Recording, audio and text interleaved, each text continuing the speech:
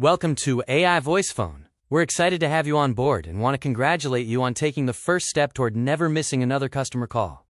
This is your AiVoicePhone dashboard. This is where you'll manage your AI receptionist settings, billing, and account details, all in one place.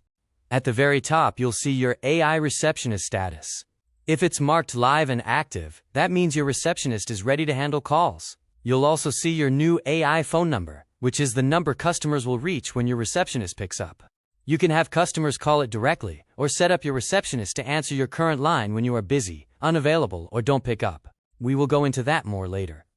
First, look to the top right of your dashboard. You'll see a button that says Test AI. Go ahead and press it to hear how your AI receptionist sounds right now. If you'd like to make changes, head to the AI Settings tab below.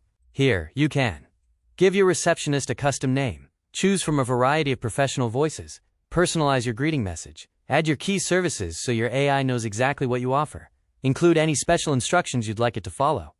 And if you have a website, drop the link into the web crawler at the bottom. Then click Save Configuration and run Analyze Websites and Update AI to help your receptionist learn about your business.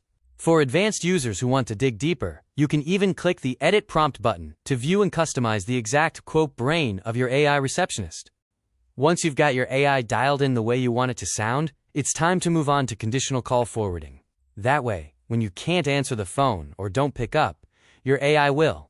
This ensures you turn missed calls into closed deals. To watch the video on how to conditionally forward your phone, hit the next button below. If you are done with the tutorial, check the box. Don't show me this again.